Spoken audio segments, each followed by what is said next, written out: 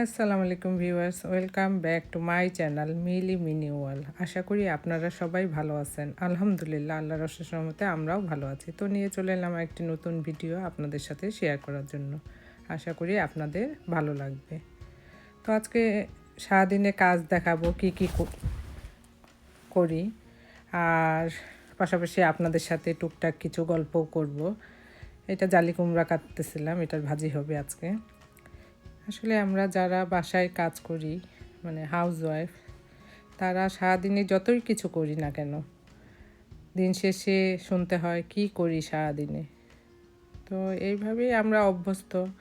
But আমি মনে করি যে হাজব্যান্ডরা যেমনই টাকা আর্ন করে বাসায় নিয়ে আসে, একটা ওয়াইফ সুন্দরভাবে বাসাটাকে গুছিয়ে রাখতে সেরকমই পরিশ্রম দিয়ে করে। তো একদিন যদি আমরা মহিলারা হসপিটালে বা কোথাও, মানে আল্লাহ যদি না করুক, কখনো ভর্তি হয়ে থাকি, তাহলে বোঝা যায় যে একটা মেয়ে মানুষের কতটা অবদান একটা ফ্যামিলিতে। এত কিছু করার পরও যখন শুনতে হয় জিনিসটা সত্য হলো, অনেকেকে তিতা লাগবে কথাটা, যে আমাদের সবসময় শুনতে হয় তেমন কিছুই করি না, কিন্তু বাচ্চাকে সামলানো, একটা ঘর সামলানো, একটা ঘরকে গুছানো, কিভাবে প্রতিদিন উঠে আমাদেরকে চিন্তা করতে হয় যে আজকে কি রান্না করব, কালকে কি খেয়েছি, আজকে কোন জিনিসটা কার পছন্দে করব, সেটাও কিন্তু অনেক কিছু।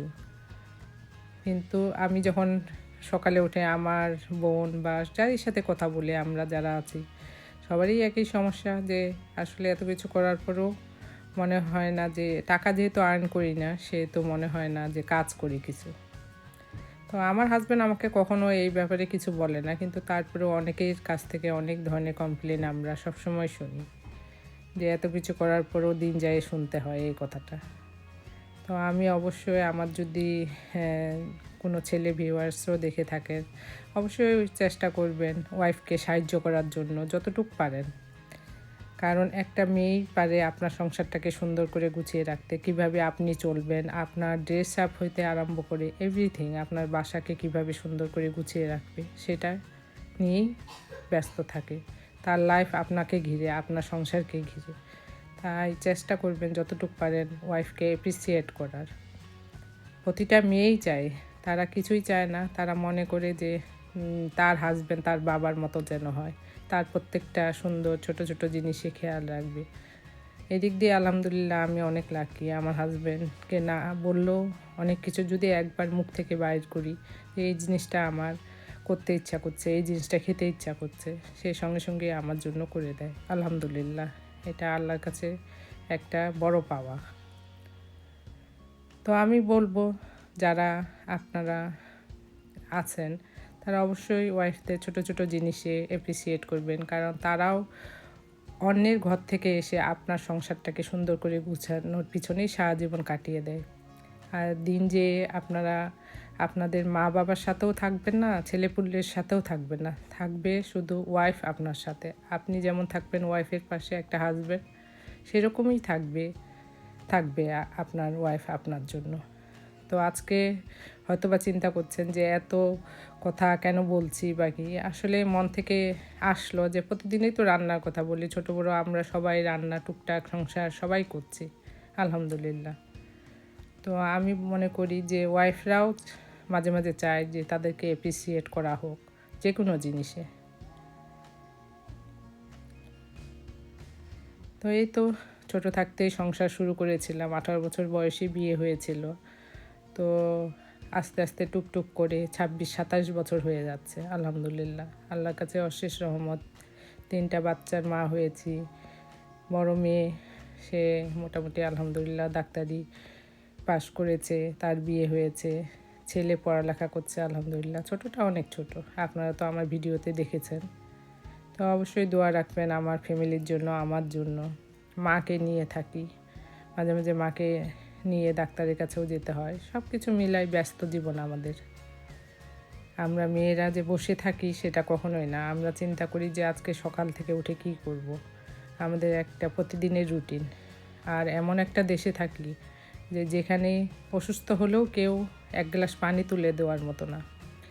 ওই দিন যে দেখা যায় যে হাজব্যান্ডেই পাশে থাকে আর হাজব্যান্ডের পাশে ওয়াইফ থাকে।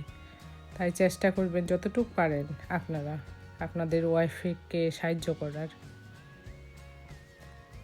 তো এই টুকটাক কথা আজকে বলছি, হয়তো বা অনেকের কাছে খারাপ লাগবে। আজকে অনেক কিছুই রান্না করেছিলাম। এদিকে তন্দুরি চিকেন বসিয়ে দিয়েছিলাম এয়ার ফ্রাইতে, শাকের ভাজা করেছি, ডাল করেছি, ফিশ ফ্রাই করছি। এই তো ডেইলি রুটিন।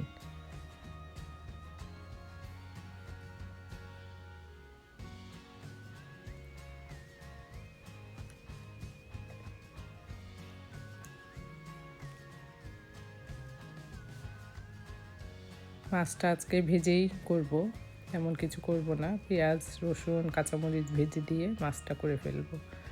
প্রতিদিন ঝোল খেতে ভাল লাগে না মাছের।